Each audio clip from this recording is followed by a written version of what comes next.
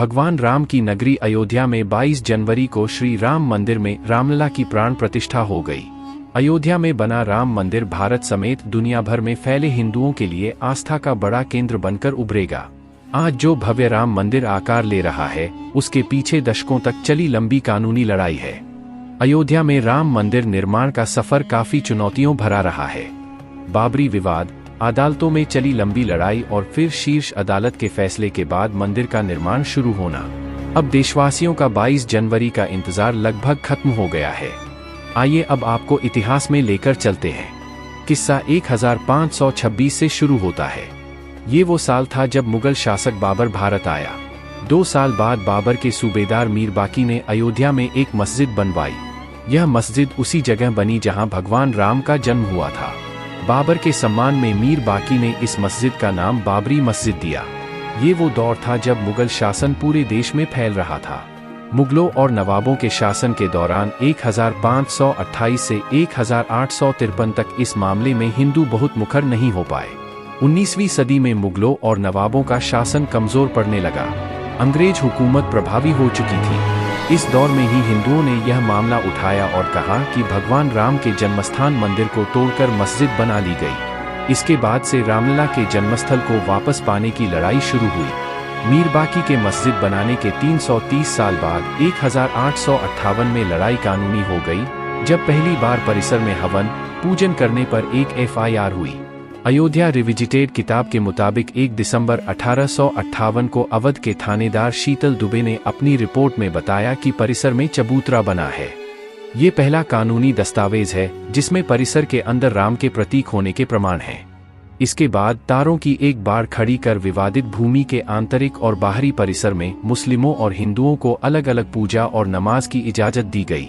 1858 में हुई घटना के 27 साल बाद 1885 में राम जन्मभूमि के लिए लड़ाई अदालत पहुंची, जब निर्मोही अखाड़े के मंहत रघुबर दास ने फैजाबाद के न्यायालय में स्वामित्व को लेकर दीवानी मुकदमा दायर किया। दास ने बाबरी ढांचे के बाहरी आंगन में स्थित राम चबूतरे पर बने अस्थायी मंदिर को पक्का बनाने और छत डालने की मांग की। जज ने फैसला सुनाया कि वहां हिंदुओं को पूजा अर्चना का अधिकार है, लेकिन वे जिलाधिकारी के फैसले के खिलाफ मंदिर को पक्का बनाने और छत डालने की अनुमति नहीं दे सकते। एक ओर जहां देश भर में अंग्रेजों के खिलाफ आंदोलन चलाकर आज़ादी लेने की मुहिम जारी रही, वहीं दूसरी ओर राम जन्मभूमि की लड़ाई भी जारी रही।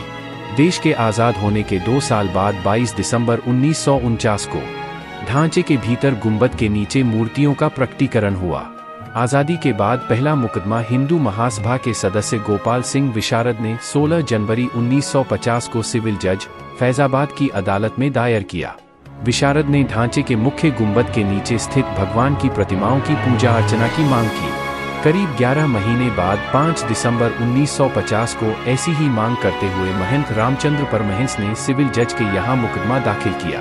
मुकदमे में दूसरे पक्ष को संबंधित स्थल पर पूजा अर्चना में बाधा डालने से रोकने की मांग रखी गई। 3 मार्च 1951 को गोपाल सिंह विशारद मामले में न्यायालय ने मुस्लिम पक्ष को पूजा अर्चना में बाधा न डालने की हिदायत दी। ऐसा ही आदेश परमहंस की तरफ से दायर मुकदमे में भी दिया गया। निर्मोही अखाड़े के 6 व्यक्तियों ने मुकदमा दायर कर इस स्थान पर अपना दावा ठोका। साथ ही मांग रखी कि रिसीवर प्रियदत्त राम को हटाकर उन्हें पूजा अर्चना की अनुमति दी जाए। यह उनका अधिकार है। मुकदमों की कड़ी में एक और मुकदमा 18 दिसंबर 1961 को दर्ज किया गया। ये मुकदमा उत्तर प्रदेश के केंद्रीय सुन्नी वक्फ बोर्ड ने दायर किया। कहा कि यह जगह मुसलमानों की है, ढांचे को हिंदुओं से लेकर मुसलमानों को दे दिया जाए, ढांचे के अंदर से मूर्तियां हटा दी जाएं। ये मामले न्यायालय में चलते रहे। फैसलों की बात करें उससे पहले राम काज के लिए हुए कुछ और आंदोलनों की तरफ चलते हैं। बात 1982 की है। ये वो साल था जब विश्व हिंदू परिषद ने राम, कृष्ण और शिव के स्थलों पर मस्जिदों के निर्माण को साजिश करार दिया और इनकी मुक्ति के लिए अभियान चलाने का ऐलान किया। 2 साल बाद 8 अप्रैल 1984 को दिल्ली में संत महात्माओं, हिंदू नेताओं ने अयोध्या के श्रीराम जन्मभूमि स्थल की मुक्ति और ताला खुलवाने को आंदोलन का फैसला किया। मुकदमों की बात हुई है तो फिर से कानूनी लड़ाई की ओर चलते हैं और बात फैसलों की करते हैं। एक फैसला 1 फरवरी 1986 को आया जब फैजाबाद के जिला न्यायाधीश के.एम. पांडेय ने स्थानीय अधिवक्ता उमेश पांडेय की अर्जी पर इस स्थल का ताला खोलने का आदेश दे दिया।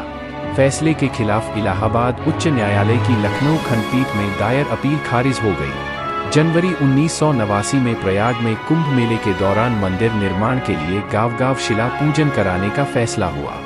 साथ ही 9 नवंबर 1989 को श्रीराम जन्मभूमि स्थल पर मंदिर के शिलान्यास की घोषणा की गई। काफी विवाद और खींचतान के बाद तत्कालीन प्रधानमंत्री राजीव गांधी ने शिलान्यास की इजाजत दे दी। बिहार निवासी कामेश्वर चौपाल से शिलान्यास कराया गया। 1990 के दशक में आंदोलन तेज हो रहा था। इस बीच सितंबर 1990 को लाल कृष्ण आडवाणी रथ यात्रा लेकर निकले। इस यात्रा ने राम जन्मभूमि आंदोलन को और धार दे दी। देश की राजनीति तेजी से बदल रही थी। आडवाणी गिरफ्तार हुए। गिरफ्तारी के साथ केंद्र में सत्ता परिवर्तन भी हुए। भाजपा के समर्थन से बनी जनता दल की सरकार गिर गई। कांग्रेस के समर्थन से चंद्रशेखर प्रधानमंत्री बने। ये सरकार भी ज्यादा नहीं चली। नए सिरे से चुनाव हुए और एक बार फिर केंद्र में कांग्रेस सत्ता में आई। इन सब के बीच आई वो ऐतिहासिक तारीख जिसका जिक्र किए बिना ये किस्सा पूरा नहीं हो सकता है। तारीख थी 6 दिसंबर 1992। इस दिन अयोध्या पहुंचे हजारों कारसेवकों ने विवादित ढांचा गिरा दिया। इसकी जगह इसी दिन शाम को अस्थायी मंदिर बनाकर पूजा अर्चना शुरू कर दी। केंद्र की तत्कालीन पीवी नरसिम्हा राव सरकार ने राज्य की कल्याण सिंह सरकार सहित अन्य राज्यों की भाजपा सरकारों को भी बर्खास्त कर दिया। उत्तर प्रदेश सहित देश में कई जगह सांप्रदायिक हिंसा हुई, जिसमें अनेक लोगों की मौत हो गई। अयोध्या श्रीराम जन्मभूमि थाना में ढांचा ध्वंस मामले में भाजपा के कई नेताओं समेत हजारों लोगों पर मुकदमा दर्ज कर दिया गया। इसके साथ ही रामकाज की कानूनी लड़ाई में मुकदमों की संख्या में और इजाफा होने लगा। बाबरी ढहाए जाने के 2 दिन बाद 8 दिसंबर 1992 को अयोध्या में कर्फ्यू लगा था। वकील हरिशंकर जैन ने उच्च न्यायालय की लखनऊ खंडपीठ में गुहार लगाई कि भगवान भूखे हैं, राम भोग की अनुमति दी जाए। करीब 25 दिन बाद 1 जनवरी 1993 को न्यायाधीश हरिनाथ तिलहरी ने दर्शन पूजन की अनुमति दे दी। 7 जनवरी 1993 को केंद्र सरकार ने ढांचे वाले स्थान और कल्याण सिंह सरकार द्वारा न्यास को दी गई भूमि सहित यहां पर कुल 67 एकड़ भूमि का अधिग्रहण कर लिया। अप्रैल 2002 में उच्च न्यायालय की लखनऊ खंडपीठ ने विवादित स्थल का मालिकाना हक तय करने के लिए सुनवाई शुरू हुई। उच्च न्यायालय ने 5 मार्च 2003 को भारतीय पुरातत्व सर्वेक्षण को संबंधित स्थल पर खुदाई का निर्देश दिया। 22 अगस्त 2003 को भारतीय पुरातत्व सर्वेक्षण ने न्यायालय को रिपोर्ट सौंपी। इसमें संबंधित स्थल पर जमीन के नीचे एक विशाल हिंदू धार्मिक ढांचा मंदिर होने की बात कही गई। 30 सितंबर 2010 को इलाहाबाद उच्च न्यायालय ने इस स्थल को तीनों पक्षों श्रीराम लला विराजमान, निर्मोही अखाड़ा और सुन्नी सेंट्रल वक्फ बोर्ड में बराबर बांटने का आदेश दिया। न्यायाधीशों ने बीच वाले गुंबद के नीचे जहां मूर्तियां थीं, उसे जन्मस्थान माना। इसके बाद मामला सर्वोच्च न्यायालय पहुंचा। 21 मार्च 2017 को सर्वोच्च न्यायालय ने मध्यस्थता से मामले सुलझाने की पेशकश की। यह भी कहा कि दोनों पक्ष राजी हों तो वह भी इसके लिए तैयार है। अयोध्या में राम जन्मभूमि की लड़ाई अब देश की सर्वोच्च अदालत तक पहुंच चुकी थी। 21 मार्च 2017 को सर्वोच्च न्यायालय ने मध्यस्थता से मामले सुलझाने की पेशकश की। यह भी कहा कि दोनों पक्ष राजी हों तो वह भी इसके लिए तैयार है। 6 अगस्त 2019 को सर्वोच्च न्यायालय ने प्रतिदिन सुनवाई शुरू की। 16 अक्टूबर 2019 को सर्वोच्च न्यायालय में सुनवाई पूरी हुआ और कोर्ट ने फैसला सुरक्षित रख लिया। इससे पहले 40 दिन तक लगातार सुप्रीम कोर्ट में सुनवाई हुई। 9 नवंबर 2019 को 134 साल से चली आ रही लड़ाई में अब वक्त था अंतिम फैसले का। 9 नवंबर 2019 को सर्वोच्च न्यायालय ने संबंधित स्थल को श्रीराम जन्मभूमि माना और 2.77 एकड़ भूमि रामलला के स्वामित्व की मानी। वहीं निर्मोही अखाड़ा और सुन्नी वक्फ बोर्ड के दावों को खारिज कर दिया गया। इसके साथ ही कोर्ट ने निर्देश दिया कि मंदिर निर्माण के लिए केंद्र सरकार 3 महीने में ट्रस्ट बनाए और ट्रस्ट निर्मोही अखाड़े के एक प्रतिनिधि को शामिल करे। इसके अलावा यह भी आदेश दिया कि उत्तर प्रदेश की सरकार मुस्लिम पक्ष को वैकल्पिक रूप से मस्जिद बनाने के लिए 5 एकड़ भूमि किसी उपयुक्त स्थान पर उपलब्ध कराए। इसी के साथ दशकों से चली आ रही लंबी कानूनी लड़ाई समाप्त हो गई। अब बारी थी निर्माण की। 5 फरवरी 2020 को प्रधानमंत्री नरेंद्र मोदी ने अयोध्या में मंदिर निर्माण के लिए राम जन्मभूमि तीर्थ क्षेत्र ट्रस्ट की घोषणा की। ठीक 6 महीने बाद 5 अगस्त 2020 को अयोध्या में राम मंदिर की आधारशिला रखी गई, जिसमें पीएम मोदी शामिल हुए। 134 साल चली कानूनी लड़ाई के बाद अब अयोध्या में भव्य राम मंदिर का निर्माण हो रहा है। राम जन्मभूमि पर मंदिर के पहले चरण का काम पूरा हो गया है। 22 जनवरी 2024 की वह ऐतिहासिक तारीख है जब मंदिर में भगवान राम की प्राण प्रतिष्ठा हुई। 23 जनवरी से मंदिर आम लोगों के लिए खुल जाएगा। अवध नगरी अयोध्या मूल रूप से मंदिरों का शहर रहा है। कहा जाता है कि अयोध्या नगरी को भगवान श्री राम के पूर्वज विवस्वान सूर्य पुत्र वैवस्वत मनु द्वारा बसाया गया था। इसलिए अयोध्या नगरी में सूर्यवंशी राजाओं का राज महाभारत काल तक रहा। अयोध्या नगरी के दशरथ महल में ही प्रभु श्री राम का जन्म हुआ।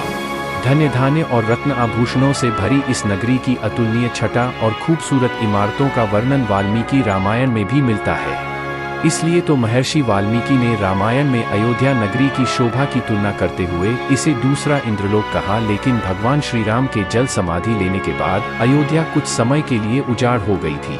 कहा जाता है कि राम जी के पुत्र कुश ने फिर से अयोध्या का पुनर्निर्माण कराया और इसके बाद सूर्यवंश की अगली 44 पीढ़ियों तक इसका अस्तित्व चरम पर रहा। दोस्तों, यदि हमारा वीडियो पसंद आया हो तो वीडियो के लिए एक लाइक जरूर करें। चैनल पर नए हो तो हमारे चैनल को सब्सक्राइब करके बेल आइकन को भी ऑन कर ले। फिर मिलते हैं किसी नए वीडियो में दोस्तों। जय हिंद, जय भारत।